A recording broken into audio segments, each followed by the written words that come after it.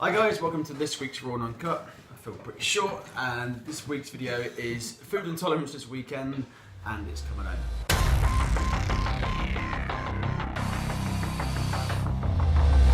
So let's kick it off with the weekend. England won the weekend, if you didn't already know. And it's usually a time, especially weekends for me, it's when my diet goes out the window, especially when the sun is shining and England win.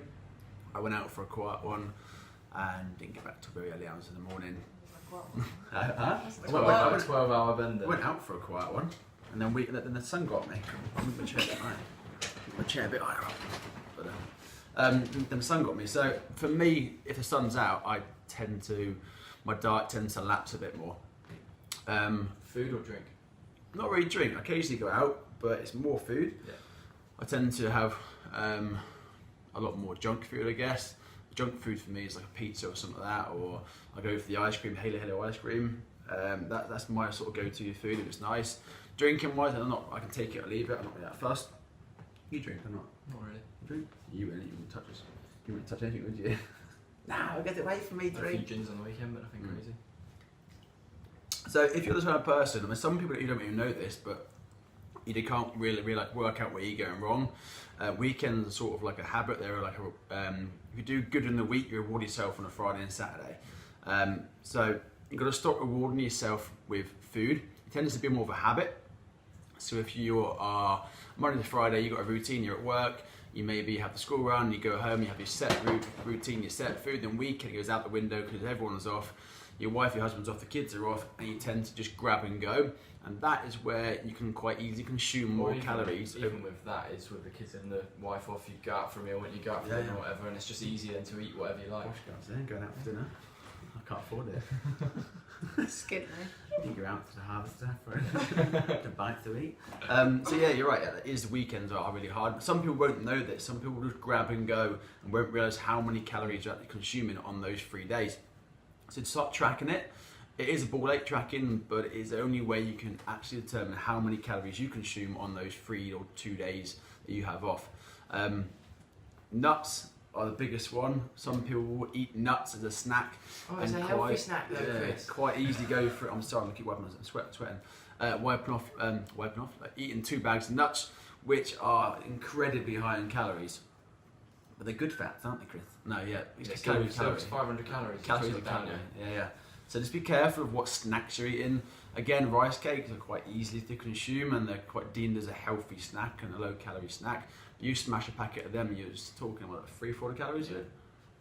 Especially if they got something on them as well. Yeah. So just be careful what food you're consuming and what food you're consuming as a snack, because people like England. We love a snack, don't we? Yeah. You know what else on a Sunday, isn't it? On a weekend, sorry, it's a Sunday. It's your Sunday roast, isn't it? And that's like such a stereotypical thing we do in this country. Yeah, and we go, but it's just meat and veg. But yeah, look at all the extras you have with it there. Look at all the extras you add onto it. What do you have in yours? Roasties, Yorkshire pudding, stuffing. Posh roast. Yeah. For Everest, do you? I have turkey and broccoli for my dinner. I have occasionally with the gravy. We don't have roast. I have gravy as a treat on a Sunday. What do you have then? What do you have on a Sunday? It's a normal meal. What like? Yes, I have just chicken. I have just chicken and beans and so. So yeah, back to the weekend. So be careful this time of year. If you're drinking, I'm not going to say don't drink because it is summer and most people have barbecues. So just make sure you go for a lower calorie drink, as in a spirit. Don't smash back 6 pints because you're looking at about 200 to 300 calories a pint. If you're going to drink, just go for a clear spirit and maybe a tonic or a slim line tonic, something like that. What did you drink the weekend?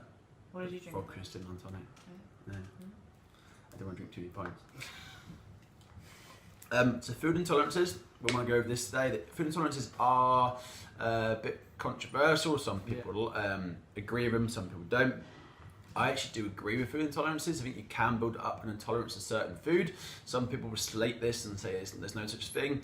But I know if I eat certain foods, I'm kind of intolerant to them. I'll get heartburn, I'll get bloating. If I have eggs in the morning, and it doesn't mean like an actual egg, not like pasteurized eggs I can sort of eat, but it still affects me. But if I eat eggs in the morning, I tend to feel really tired in about an hour after. I get heartburn, I get lethargic, I can't really function properly.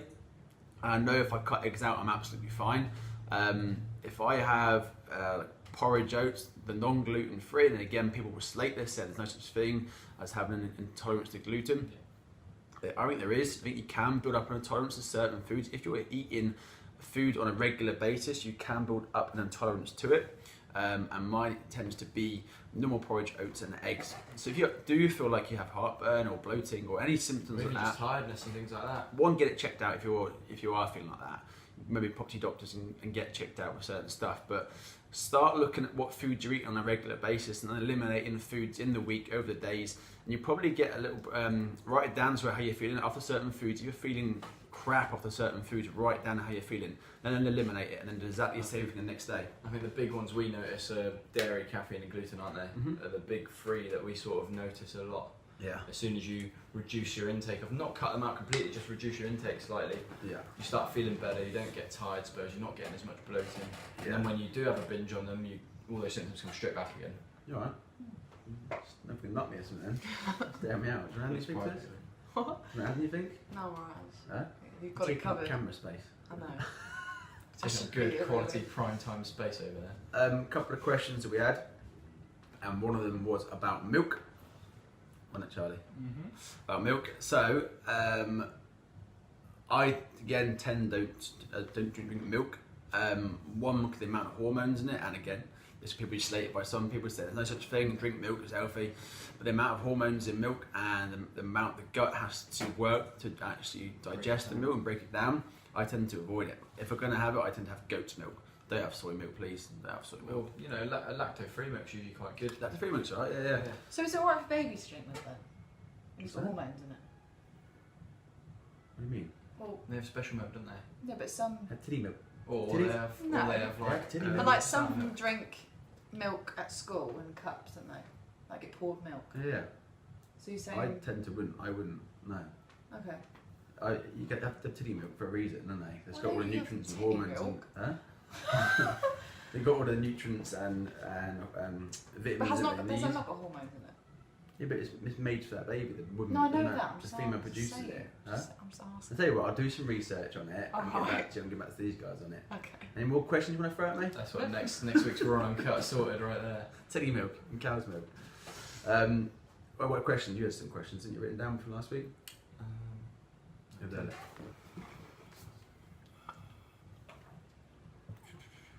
You're waiting. So basically, with your food, how can you get the most out of what you're eating? How can you make sure you're getting what you need from what you're eating? Does that mean you have to cut, like we've said, cutting food groups out? Yeah. Is that going to then reduce nutrient intake from other stuff? Mhm. Is that going to mean it's really hard then to say if you cut down on your gluten, Yeah. is that going to make it really hard to get enough carbohydrate in? Is that going to make it harder to get Um, other foods in? You can. I mean, I tend to set my. I don't again. People bag on calories, and calories are a massive thing at the moment. And you make sure this can be calories, but macros do still matter. I think I'm not going for macros for fat loss, but knowing I think we both agree with that though, that protein is your main target, isn't it? protein If your main protein's target. right, the rest of your calories, it's not so Yeah. much of an issue where they come You from. should have an aim for what you do here. I know people that again, it's a lot more tracking, but I think you should have an aim for protein, fats, and carbs. If someone's getting all their calories from fat and no protein, then they're gonna know about it. They're gonna start losing muscle. There's not adequate amount of protein in the diet.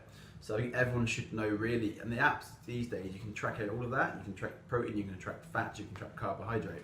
So just have a look at whatever you're tracking on. If you're doing it pen and paper or an app, then I would make sure where you're getting your calories from. Is it protein, is it fats, is it carbs? It should be a mixture of all three. You shouldn't really eliminate one food group. You shouldn't eliminate fats, carbs or protein, but you should know where you're getting it I from. mean, you will get an individual every now and then which won't respond well to carbohydrates, for example. So if they're following a keto diet or something like that, it will work for them. Yeah. But they're going to have to go back to eating normally at some point. Yeah. It's not a sustainable way of eating. You shouldn't limit anything. I don't limit anything. I eat sugar, I eat carbs, I eat fat, I eat protein. I know I can get down to decent shape eating all four of them. You shouldn't limit anything. So if you've got any questions, again, we'll do this again next week, and I'll look up the milk thing for you. Aisha. If you've got any questions, drop it a line under this video. It will be on Instagram, so post a message in PM. What do you call these kids? Oh. what do you call it? Private message, isn't it? DM. Slide in a DM. A DM. Slide in a DM. Drop me in what you want to hear next week. I don't say that. You kids do, didn't you? No, Slide in the DM. no. What do you call it? Get down in the DM. Messenger. Oh, send me a messenger. So send us a message and let us know what you want to hear, and we'll do this next week. Anything else? That's coming out. It's coming home. All right, take care. Bye bye. It's coming home. It's